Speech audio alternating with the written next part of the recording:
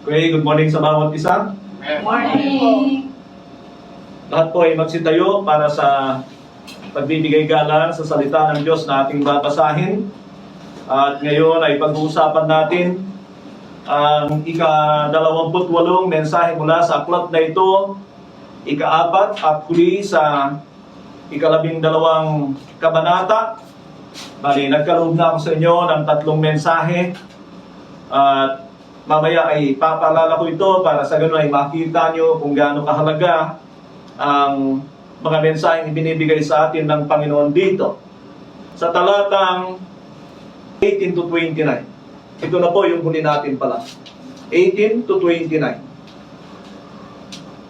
Okay? Samahan po ninyo ako, sabayan po ninyo ako sa inyong mga mata.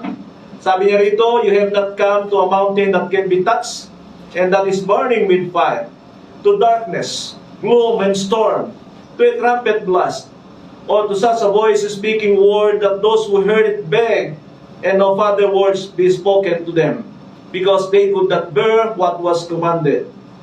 If even an animal touches the mountain, it must be stoned.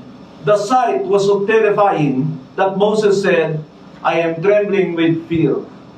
But you have come to Mount Zion, the heavenly Jerusalem, the city of the living God. You have come to the thousands upon thousands of angels in joyful assembly, to the church of the firstborn, whose names are written in heaven.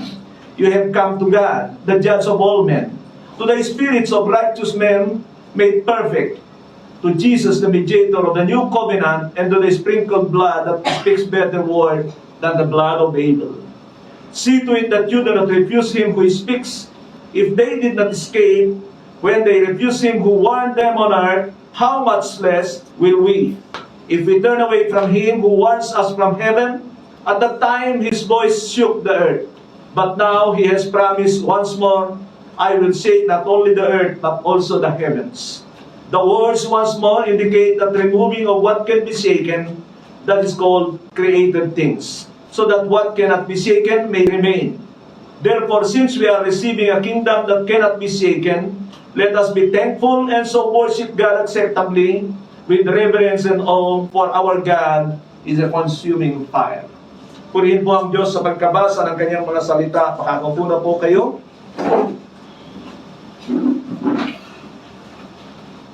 Sa mga nakaraang mensahe na ibinigay ko sa inyo, bali pang-apat na po ito.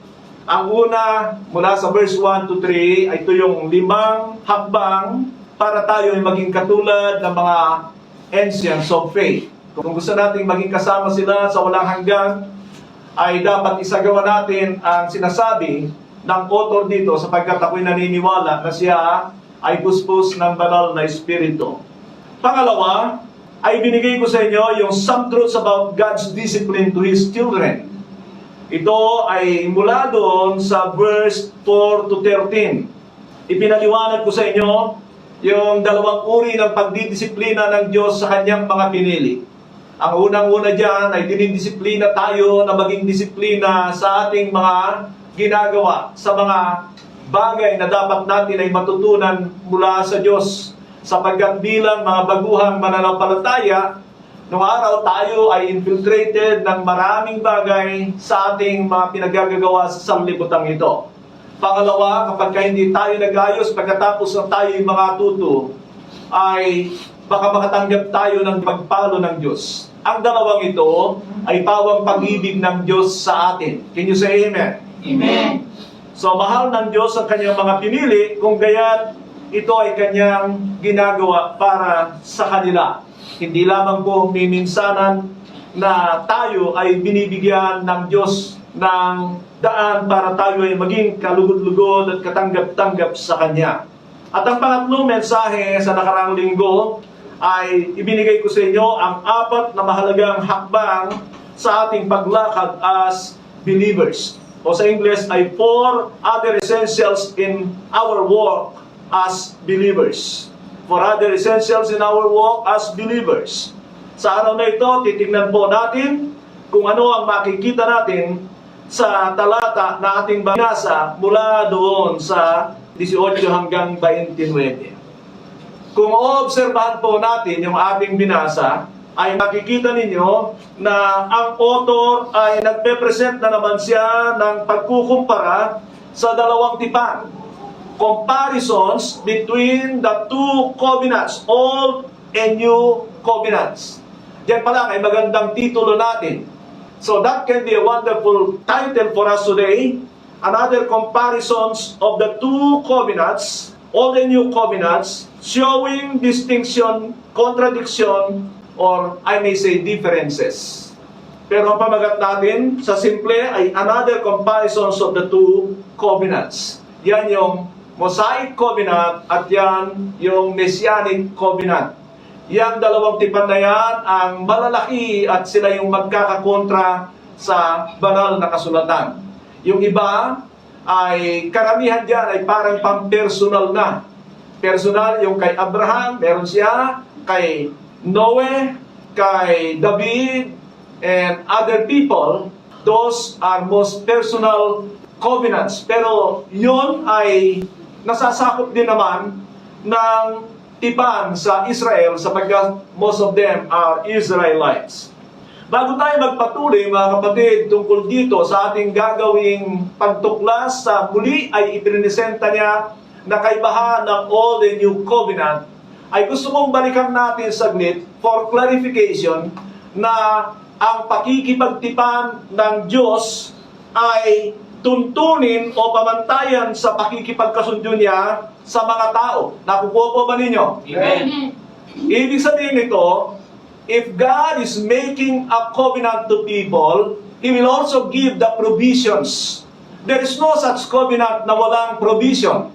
Wala rin kontrata na walang kasunduan o pinagkasunduan.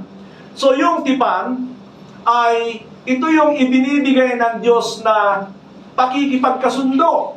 Ano yung gagawin ng tao? Ano yung hindi niya gagawin? Nang sa gayon ay makamtan niya yung mga pangako ng Diyos o kaya yung mga pagtutuwid ng Diyos sa Kanya. Ginagawa ito ng Diyos sapagkat nais niya tayong unang-una sa lahat ay maligtas, magkaroon ng buhay na walang hanggan. Ito ay lagi kong sinasabi sapagkat alam ko na maraming mga ngaral. Yun ang objective mga kapatid, na marami ay mga preacher ay hindi inuunawa tungkol sa two covenants. After sila doon sa kanilang pakinabang. At alam po ninyo, isa sa mga natuklasan ko na kapag ang isang tao ay hindi niya natutuklasan ang tungkol sa pakikipagtipan ng Diyos, ay nakangahulugan yan na sa katotohanan ay wala siyang takot sa kanyang puso sa Diyos. Sinasabi yan sa Awit 25:14. Awit 25:14. Mga kapatid, hindi ba kayo nagtataka? Napakahalaga ng tipan ng Diyos sa tao, pero ang dami ay hindi man lamang nababanggit ang bagay na ito. They are after the blessings of the covenant na inaakala nila ay para sa kanila.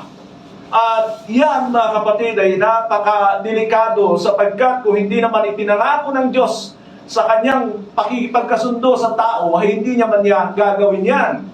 Kung sinabi niya ito, kahit ito ay masakit para sa atin, dahil sinabi niya, ay gagawin niya yan sapagkat ang Diyos ay tapat sa kanyang mga sinasabi. And we know that there are two kinds of provision of covenants na ibinibigay ng Diyos.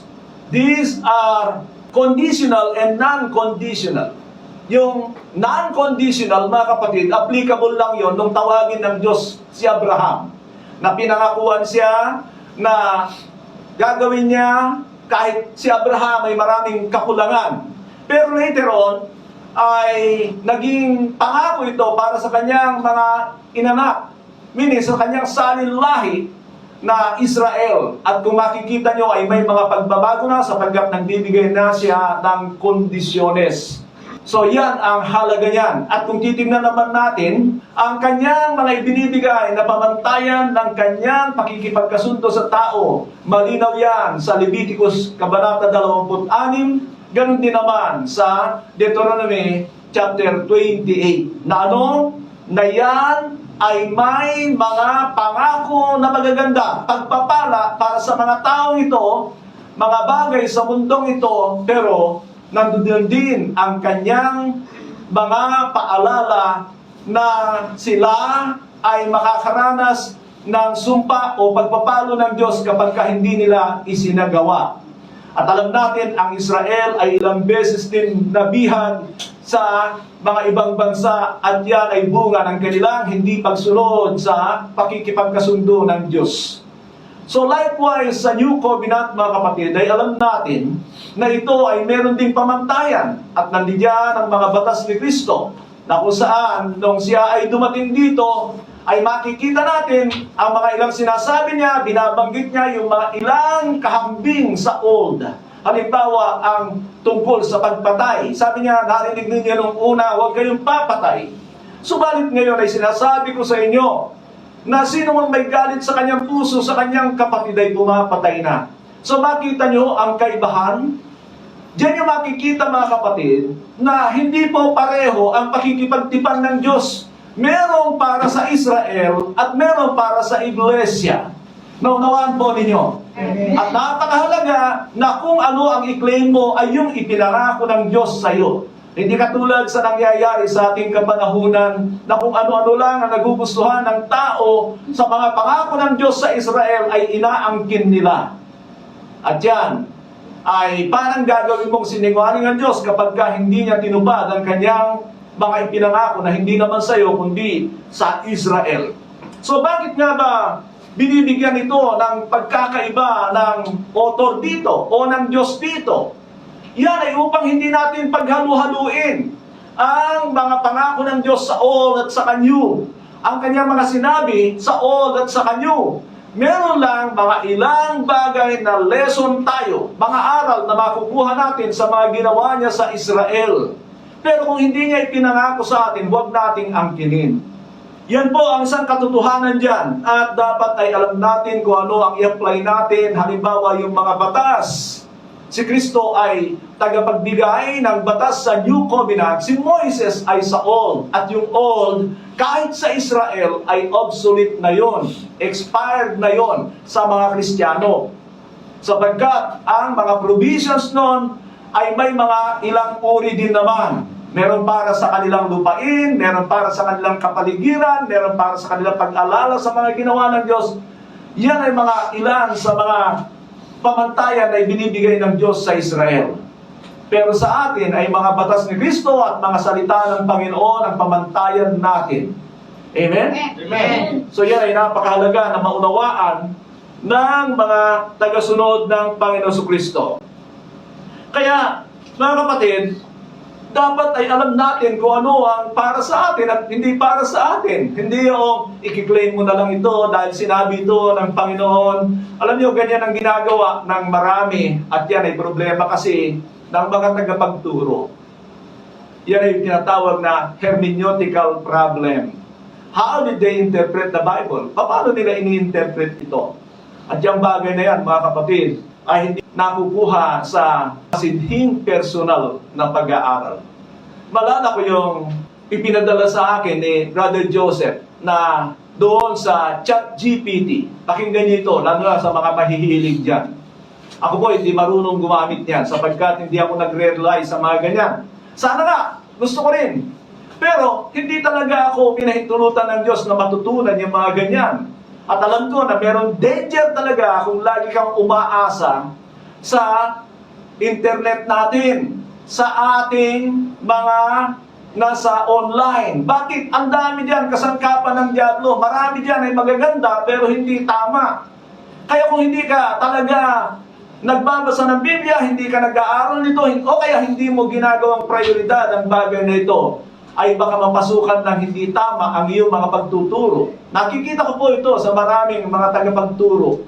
At yan ang danger na hindi talaga pagbibigay ng panahon sa salita ng Diyos ng personal at masidhing. Kaya sabihin ko na pagiging desperado na matutunan ang katotohanan.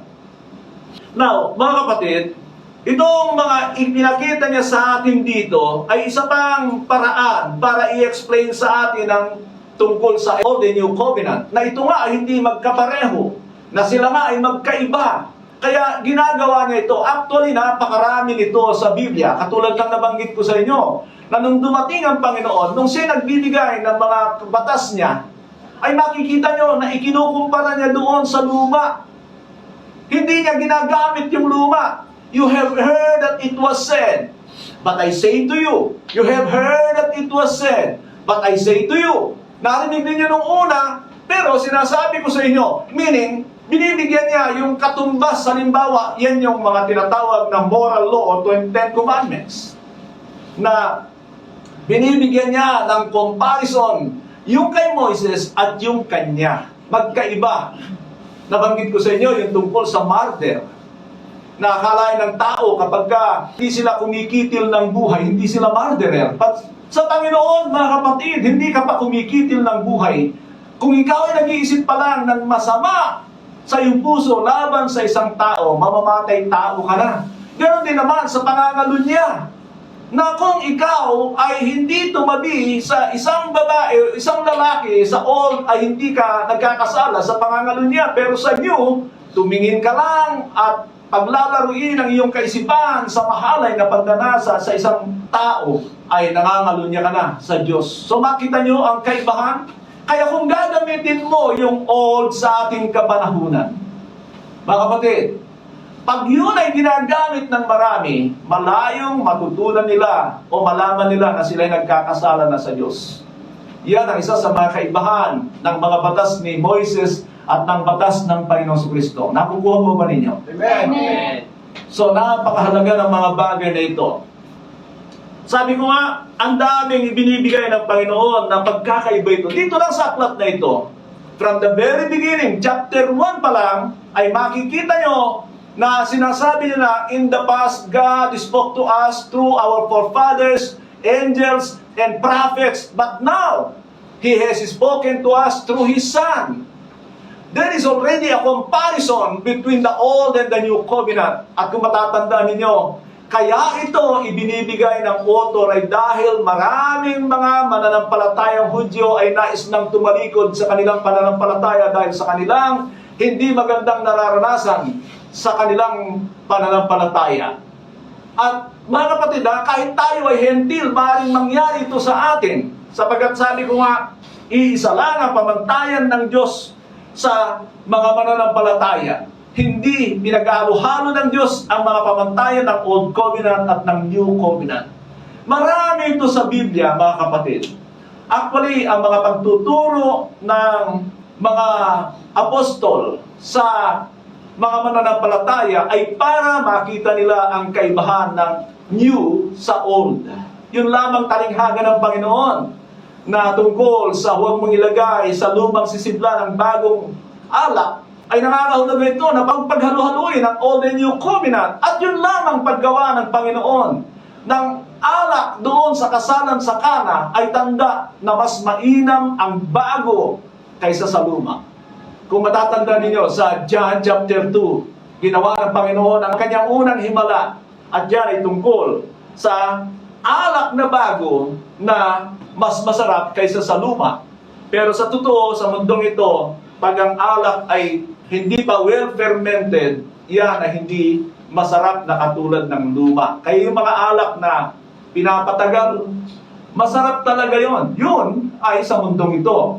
Pero yung tipan ng Panginoon ay mas masarap, mas maganda sapagkat yun ay mga pangwalang hanggan. Sabihin ko sa inyo ito, yun ay hindi para sa mga karnal na Kristiyano. Because they are eternal, they are unseen, ang mga pangako ng New Covenant. Palakpakan natin ang Diyos na buhay.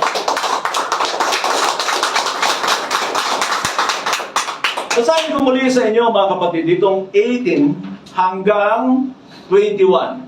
Sapagkat dito ay makikita natin kung paano isinagawa yung Old Covenant. At alam natin yan ay nung sila ay mailabas doon sa Egypt, tumawid sa dagat na pula. Meaning, mga kapatid, tumingin kayo rito. When God delivered them from Egypt, ay yan ay kapareho ng tayo ay ipinaglaban ng Panginoon para sa ating kaligtasan. When they pass through the Red Sea is a picture of our baptism. Binabanggit yan sa 1 Corinthians 10, 1 and 2. So makita nyo, pagkatapos nun ay dumiretso sila doon sa bundok at doon ay ibibigay ng Diyos sa kanila ang kanilang mga pamantayan. At hindi ba sinabi ng Panginoon? Baptizing them in the name of the Father, the Son, and the Holy Spirit, and teaching them to obey everything that I have commanded you. The law of Christ, ang sinasabi niya. Nakikita niyo ang comparison about parallel ng ginawa ng Diyos sa Israel, but I'm not talking about the laws or the provisions of the New and Old Covenant. Basahin ko po ang sinabi niya. Ito ay tungkol sa pagbibigay ng Diyos sa lumang pakikipagkasundo sa Israel. You have not come to a mountain that can be touched and that is burning with fire, to darkness, gloom, and storm, to a trumpet blast, or to such a voice speaking words that those who heard it begged that no further word can be spoken to them, because they could not bear what was commanded. If even animal touches the mountain, it must be stoned to death. The sight was so terrifying that Moses said, I am trembling with fear. So ano yung pinapakita niya rito sa atin? Ipinapakita niya yung mga ilang description kung ano ang nangyari nung ibigay sa kanila ang tipan. Mga kapatid, tumingin kayo. This is now the formal covenanting of God to Israel. Formal. Bagamat marami sa kanila ay tuni, pero walang pamantayan. Now God have to give them the legal obligations para sundin nila. Kailangan nilang sundin ang mga batas na ito na ibinibigay niya sa pamamagitan ni Moises. Pero ang tinitingnan natin dito is the way. How did God gave the covenant to these people? How did He executed the covenant? Sabi niya, you have not come to a mountain that can be touched. Meaning, speaking to the believers, na ikinukumpara doon sa bundok na ibinigay ng Diyos ang mga batas sa Israel. Doon ay talagang makikita natin yung dreadful way of covenanting with God to these people. Kung alam niyo, ito ay magsusumpungan sa Exodus chapter 19, beginning verse 12. Basahin ko po sa inyo. Exodus 19 verse 12. Sabi niya, put limits for the people around the mountain and tell them, be careful that you do not approach the mountain or touch the foot of it. Whoever touches the mountain is to be put to death. 13. They are to be stoned or shot with arrows. Not a hand is to be laid on them. No person or animal shall be permitted to live. Only when the ram's horn sound a long blast may they approach the mountain. So, nagbibigay ng instruction ng Panginoon. Hey, huwag niyong sasalingin ang bundok na ito, mamamatay kayo. Ang tao pa naman, kung ano yung pinagbabawal mo, yan ang kanyang gagawin. Amen ba kayo? Amen. Tingnan niyo ay katabi mo, mahilig ka ba sa bawal? Ano yan sa to? Ano? Para tayong mga anak talaga ni Eva at Adan. Kung ano yung laging sinasabi sa atin, huwag niyong gawin yan, mamamatay kayo, ay dun tayo. Kaya dito, binabalaan ng Diyos ang Israel ng katotohanan na kahit lang doon sa hipuin lang yung bundok o kaya pumunta sila doon sa paanan, kahit nga hayop, papatayin ng Diyos eh. Ano yung ibig sabihin nun? That is a reverence for the Word of God. Kailangan bigyan mo ng pagpapahalaga ang salita ng Diyos. Hello?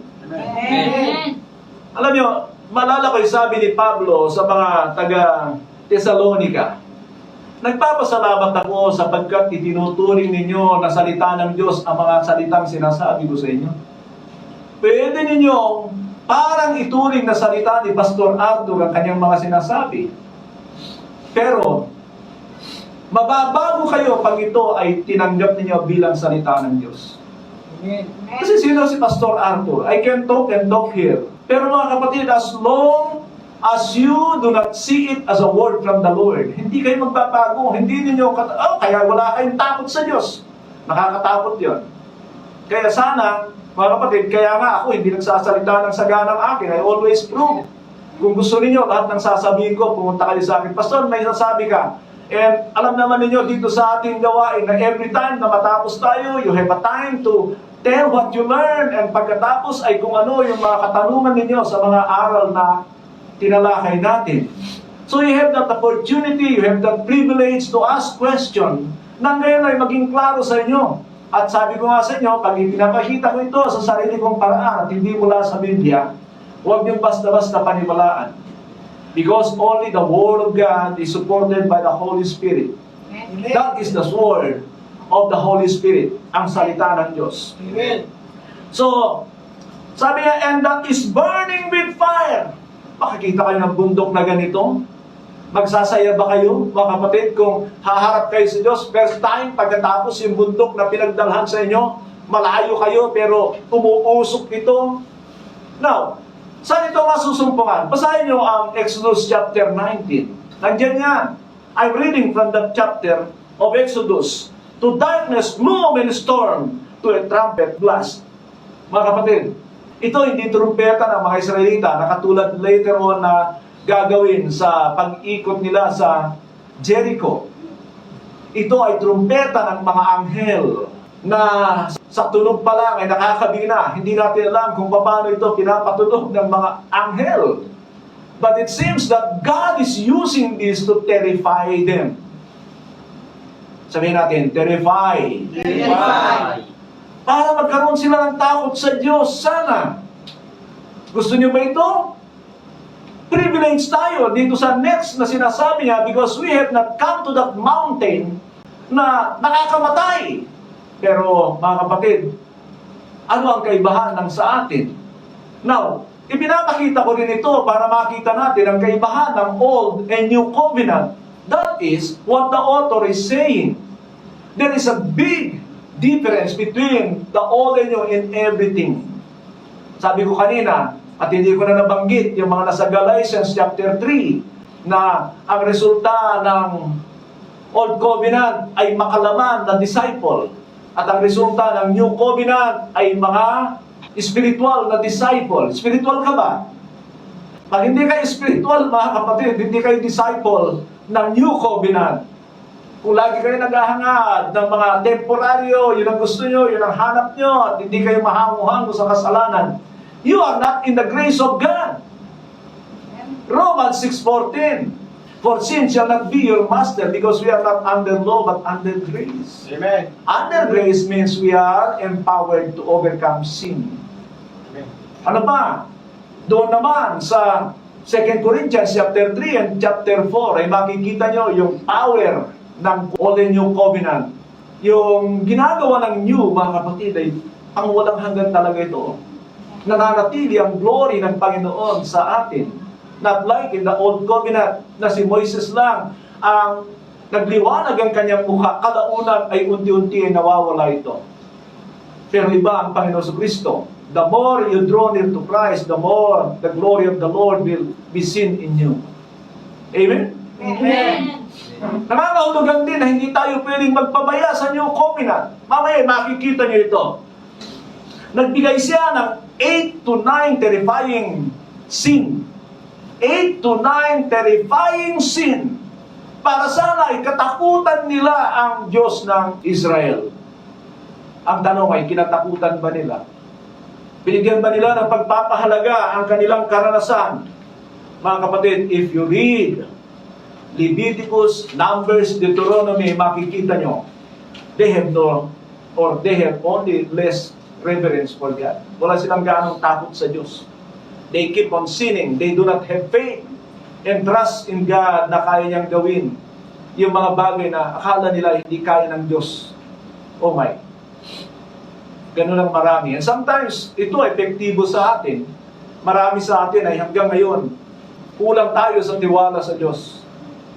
The time na pinipili natin ang mga temporaryo at hindi tayo nakakapaglingkod sa Diyos, meaning, because we are on that temporal things. O kaya ay kulang tayo sa pananampalataya sa Diyos. And then sabi ng 19, Exodus 19, I mean, sa 16 to 19. Basahin ko po ito because these are the references sa sinasabi niya rito. On the morning of the third day, there was thunder and lightning with a thick cloud over the mountain and a very loud trumpet blast. Everyone in the camp trembled. Then Moses led the people out of the camp to meet with God. And they stood at the foot of the mountain. Mount Sinai was covered with smoke because the Lord descended on it in fire. The smoke billowed up from it like smoke from a furnace, and the whole mountain trembled violently. As the sound of the trumpet grew louder and louder, Moses spoke, and the voice of God answered him.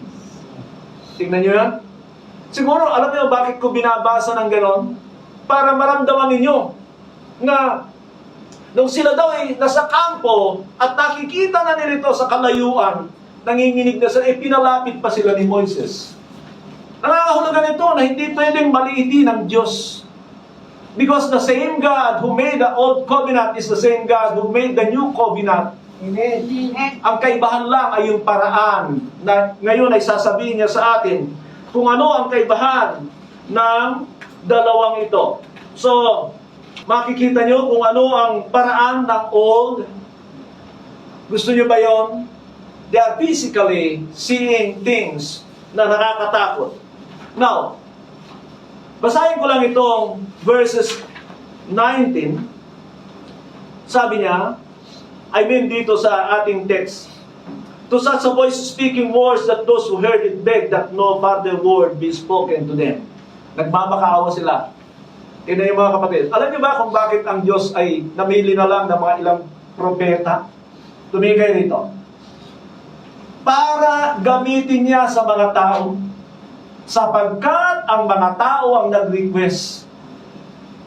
Moses, huwag mo nang hintayin na ang Diyos ang magsalita sa amin. Mamamatay kami. And so, that time, God has to stop talking to the whole of Israel. Pinili niya si Moises para magsalita sa kanila. Bakit? They were terrified. Pero nung ibinigay na ng Diyos ang mga salita kay Moises, yun ang problema. Inakala na nila na si Moises na lang ito. And then maalala nyo, doon sa Numbers chapter 16, at maraming aspeto o kaya ay panahon na ang mga Israelita nagre-rebelde kay Moises sapagkat nakala nila si Moises na lang ang nagsasalita sa kanila. Mga kapatid, sino sa tingin ninyo nagsasalita sa inyo? Kaya nga, ulitin ko na naman, I don't talk mine. I speak what the Bible says. Dahil alam ko, wala akong karapatang magbigay ng instruction sa inyo. Only God has the perfect para yung goal niya sa buhay natin ay ma-attain natin. Kailangan ay mula sa kanyang salita. Eh mapalad tayo dahil may Biblia tayo. Amen. Kaya lang, mas marami pa tayong panahon sa cellphone. This is the last days, mga kapatid. Alam niyo, advice ko ito sa inyo. Sabi ng Biblia, ang kasalanan ay umaalipin. Sabihin natin, ang kasalanan ay umaalipin. Ang kasalanan ay maalipin. Nangangahulugan niya, pag ang kasalanan ay 1, 2, 3 beses mong ginawa, ikaw ay itatali niya. Parang droga yung kasalanan. Yung droga, hindi ako natutong mag-droga, noon lang sa marijuana. Pero, ang tama nitong mga makabagong droga daw ay once na ikaw, ito ay napag-aaralan dahil nagtuturo tayo sa mga pulis nung araw at nag-aaral tayo ng values formation, mga kapatid. Ang droga, kapag ka gumamit ka yung bato ng 1, 2, nahihirapan ka nang umalis. Pag tinatlo mo, hook na hook ka na. Ganyan ang kasalanan. Pero ito ang sikreto, mga kapatid. Don't fight it with your own. Makinig kayo. Ang kasalanan ay hindi natin mapaglabanan sa ating mga sarili. If even Christ, in the Bible, sabi ng Hebrews 5:7, during the days of Jesus' life on earth, He offered up prayers and petitions to the one who could save Him from death. Ano ibig sabihin nun? Ang Panginoon ay hindi nagtiwala sa kanyang sarili na mapagtatagumpayan niya ang kasalanan. By the way, mayroong mga pastor ngayon na sumisira sa akin. Sabi ko raw, si Kristo ay tao lang at hindi ko sinasabing siya ay Diyos. Kahit tulungan ko pa sila, i-prove ko na si Kristo ay Diyos. Sa Old Testament. Baka nga hindi nila kaya eh. Kung tungkol sa pagka-Diyos ni Kristo ang pag-uusapan. Pero tungkol sa kanyang pagkatao nung siya nagkatawang tao, ang sinasabi ko na siya ay purely human, hindi nila kayang tanggapin. Kaya sinisira na lang nila yung mga salita ko na sinasabi ko raw na si Kristo ay hindi Diyos. Si Jesus ay Diyos. Amen. Jesus is God. Amen. He was with the Father from the beginning. He is a co-creator with the Father. Amen. Mga kapatid, ang dami niya sa Biblia. John 1:1-3. Sa Colossians 1:15, 16. These are verses talking about Christ is God. Amen. Pero mga kapatid, the fact na sinasabi natin na Kristo, meaning anointed, anointed, ay nangangahulugan na merong nag-anoint, na inanoint siya ng Diyos, inanoint siya ng Ama. Doon siya nagkatawang tao kasi kailangan niya yun. At alam naman natin na after ng baptism ng Panginoon, ay bumaba sa kanya banal na Espiritu and He was called the Messiah. Amen. Anong ibig sabihin niya? Si tao! Sabi ko nga sa mga taong ito na ewan ko kung nag-aaral ng Biblia, paninira na lang ang sinasabi nila. Sabi ko nga sa kanila hindi ko tinatanging si Jesus ay Diyos. Pero pagdating sa Kristo ay meaning anointed. Inanoint siya ng Diyos. Bakit? Kasi hindi niya kayang gawin yung mga bagay na nais ng Diyos para sa kanya, sa kanyang sarili. Kasi hinubad niya ang kanyang pagka-Diyos. Amen. Ang linaw niya sa Bible pinipilit na lang ng mga taong ito. Sabi ko nga, sana may humarap ng debate man lang para kaso narinig ko na, Pastor, ang turo mo daw, si Kristo ay tao lang. Minsan din ako umiimik, sabi ko, paulit-ulit na ito. Meron pang mga estudyante sa Bible School na ang tagal-tagal kong tinuturuan, pinapaliwanagan na ito yung totoo tungkol sa Panginoong Hesus. Yun pa rin ang kanilang Pero nakikita ko, ito'y pagkilos ng Diablo. Kaya minsan ay natutuwa rin ako sapagkat alam ng Diablo na ako'y banta sa kanyang kaharian. So, makita natin yung execution ng Old Covenant. It's so terrifying. At sabi ko nga, para yan ay katakutan sana nila ang Diyos. Amen. Amen. Now, punta tayo sa ikalawang bahagi. Sabi niya, the New Covenant. But you have come to a Mount Zion. Mount Zion. To the city of the living God. To the heavenly Jerusalem. You have come to thousands upon thousands of angels, to joyful assembly, to the church of the firstborn, whose names are written in heaven. You have come to God, the judge of all the spirits of the righteous made perfect, to Jesus, the mediator of a new covenant, and to the sprinkled blood that speaks a better word than the blood of Abel. Makikita naman natin dito ang kanyang presentation sa new covenant, the way we are included to it. The way we are called to it. Mga kapatid, unang-una itong mga Hudyong ito.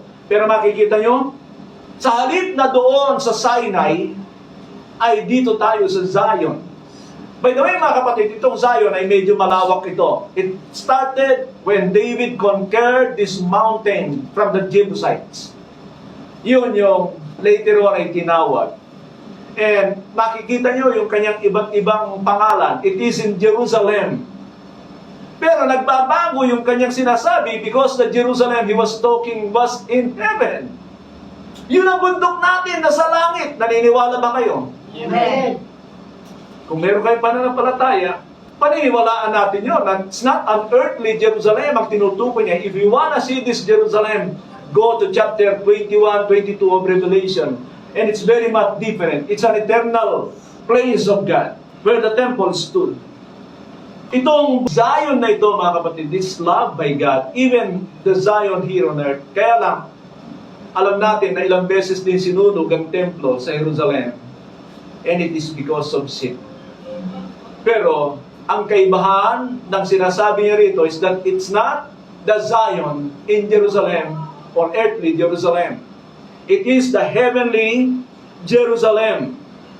At yan ay makikita natin later on doon sa mga huling talata natin. But it says, mga kapatid, it is a heavenly Jerusalem. Sinai is associated with Egypt. Zion is associated in heaven. Sabi niya, you have come to thousands upon thousands of angels in joyful assembly. Mga pailan-ilan lang ang anghel na kinakasangkapan ng Diyos sa Israel. Pero sa atin, thousands upon thousands of angels. Dito ko natuklasan na ang anghel na natitira sa Diyos, tumingin kayo, ay umaabot pa ng 100 trillion. 100 trillion. Hello? Para kayong hindi excited. Alam niyo, pagdating sa chapter 4, I think verse 11, diyan ay makikita niyo yung thousands upon thousands of holy ones, angels. Sa chapter 7, verse 9, ay makakasama natin sila pag tayo'y nandoon na. And we will be praising with these angels God in His throne. Excited ba kayo dyan? Amen. Parang hindi Huh? Madali lang mag-amen dyan. Ang dami, yung nga pabaligtarin ng payong, yung nga pasaluin ng itlog, nag-amen. Kung ano lang pinapagawa. Madaling mag-amen, mga kapatid, pero ang Diyos laging naghihintay yan. Paano natin i-apply itong mga salita natin napapakinggan later on. And then sa 23, sabi niya, to the church of the firstborn whose names are written in heaven.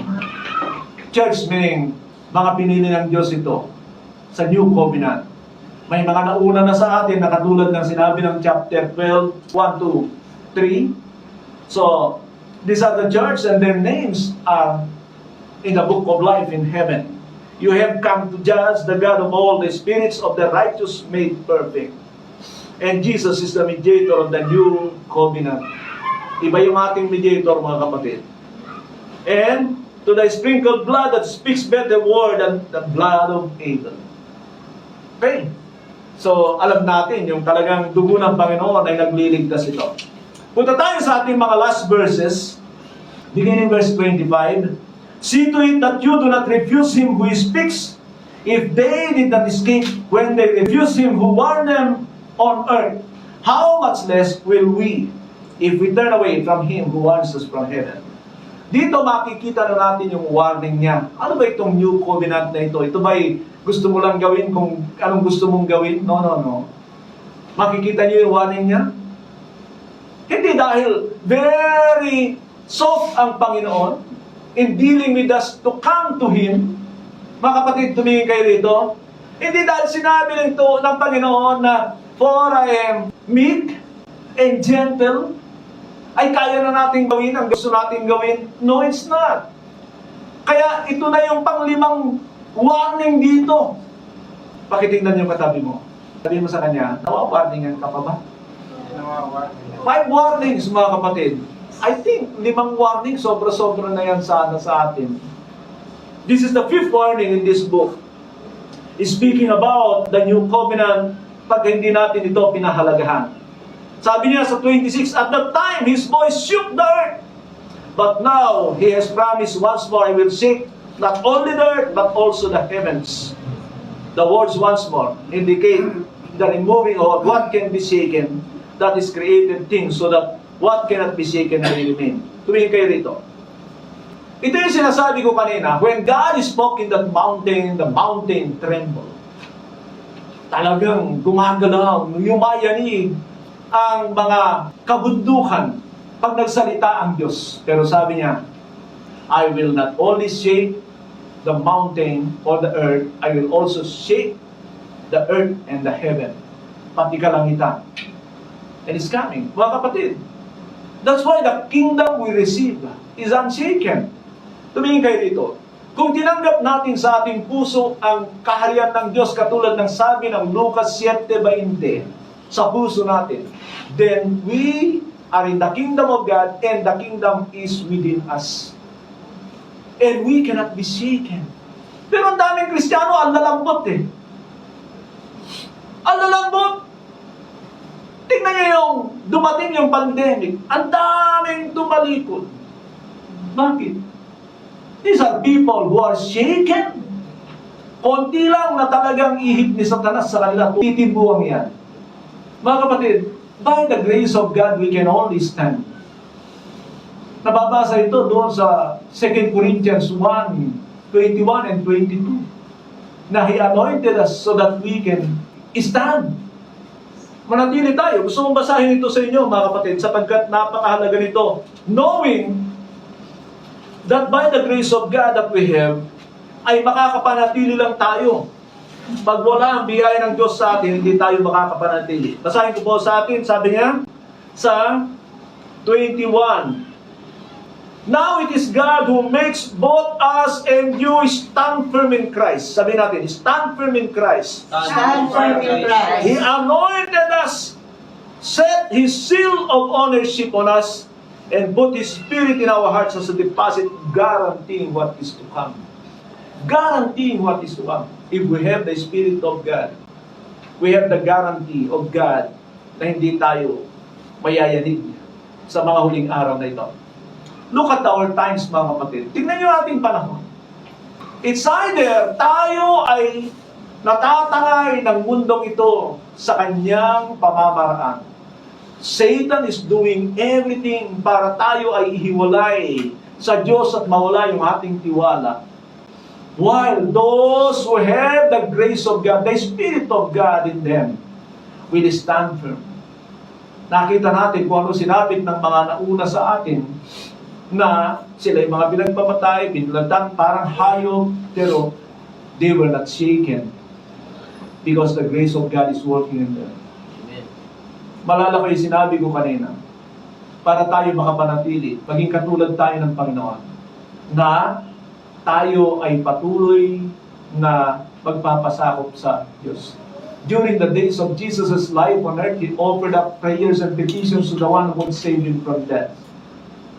He keep on praying to the Father with loud cries and tears. Kung ang Panginoon ay umiiyak para siya ay makapanatili, tayo pa kaya?